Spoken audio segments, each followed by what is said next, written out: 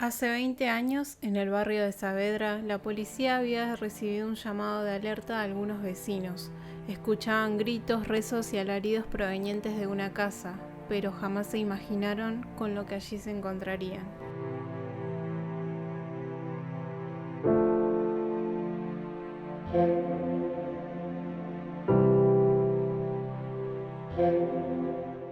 La familia Vázquez estaba compuesta por Juan Carlos Vázquez, el padre, que tenía 50 años y hacía 16 años trabajaba en una ferretería de Villa Pueyrredón. Luego se encontraba Gabriela, la mayor de las hermanas. Esta tenía 24 años y se encontraba buscando trabajo. La hermana Silvina, que es la menor de 21 años, ya había aprobado 11 materias en la Facultad de Ciencias Económicas de la UBA y tenía un buen promedio. Aurora era la esposa del ferretero y la mamá de Silvina y Gabriela, que había fallecido unos 7 años antes del hecho, luego de haber pasado por un fuerte cuadro de diabetes. Según lo que declaró un familiar, a las hermanas se le había vuelto muy difícil superar la muerte de su madre, y desde ese momento se habían unido mucho más los tres. Juan Carlos en ese momento empezó a tomar el rol de padre y de madre a la vez. Según lo que informaron luego del hecho, no se encontraron fotos que fueran posteriores a la muerte de Aurora. Y también encontraron en la habitación 2 camas y un colchón en el piso, lo que hizo suponer que durante los días previos del hecho padres e hijas habían dormido juntos. Sin embargo, ninguno de estos comportamientos parecía raro o extraño y no había ninguna forma de anticipar lo que luego iba a ocurrir. Es todo insólito, las chicas eran dulces, cariñosas con el padre, aseguró una vecina. Después remarcó, el padre era los ojos de las dos y vivía para ellas.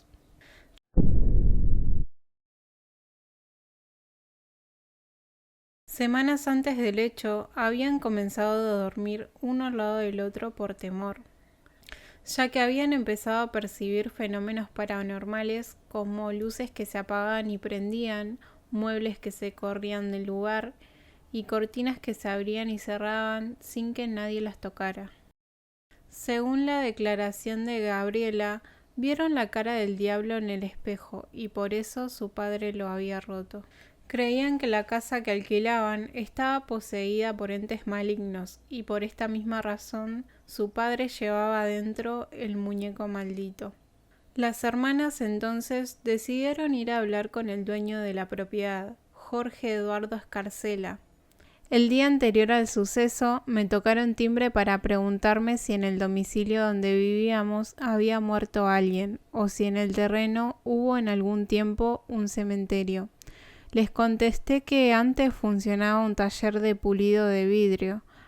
Ahí me informaron que habían ido a ver a un cura y que les había dicho que en esa casa rondaba un alma que estaba en pena y que para que se fuera debían rezar constantemente.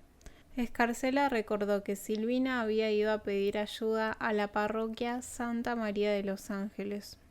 Allí un sacerdote les explicó que debían purificar la casa con agua bendita y rezando mucho, y les recomendó asistir al Centro Alquímico Transmutar, donde allí efectivamente tomaron cursos. Según el relato de Gabriela, debían hacer un ritual de purificación donde debían bañarse con un elixir blanco.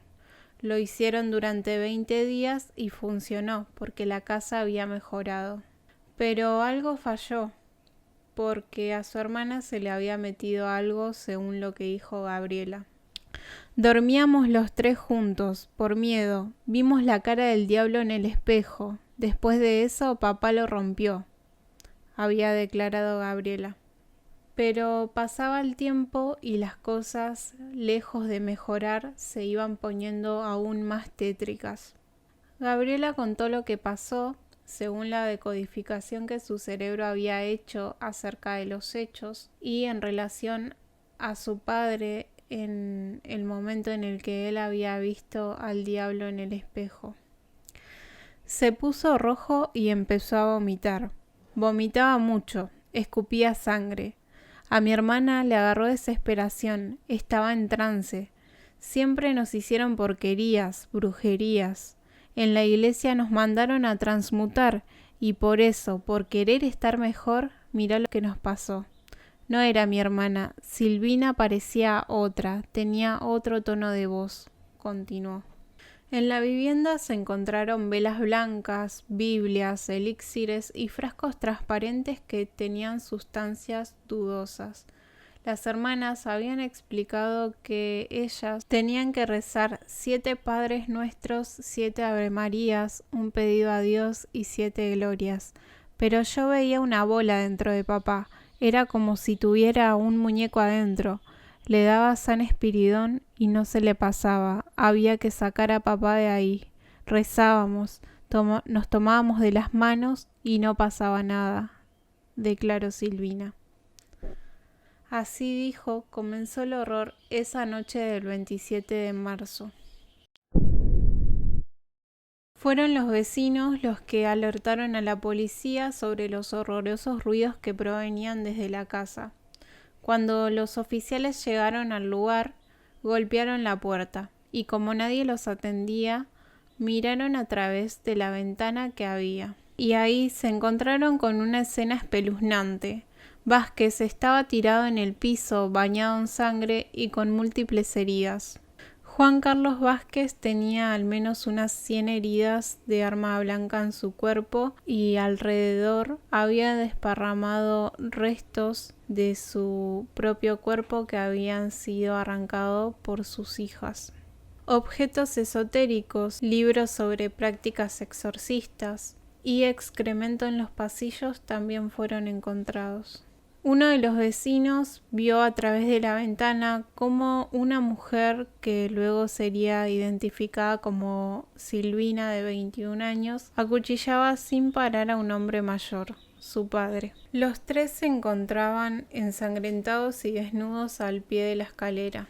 En una sala oscura, las 2 hermanas pálidas y bañadas en sangre.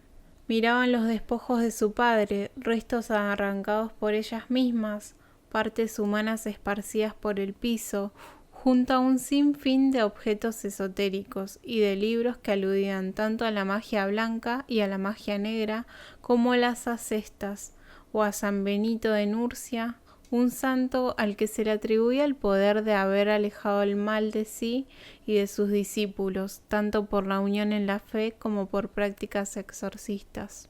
Luego, estando las 2 detenidas, Gabriela y Silvina gritaban frases como «Satán está acá, salió de él y ahora está en ella», o «que salga el diablo, que se haga el mal». Según las propias palabras de Silvina, el demonio quería poseerla, quería someterla sexualmente. Finalmente dijo que había logrado entrar en su cuerpo. Pero eso no la había detenido en su misión mística. Papá se entregó como un cordero y le empecé a cortar la piel. Lo corté para descarar al muñeco y ver a papá otra vez, señaló tratando de explicar lo inexplicable. En la escena del crimen, la policía encontró a Juan Carlos sin vida, con su mano aún aferrada a la baranda de las escaleras. La sangre caía hacia las piernas, lo que le indicaba a los expertos que las heridas habían sido infringidas en puntos vitales.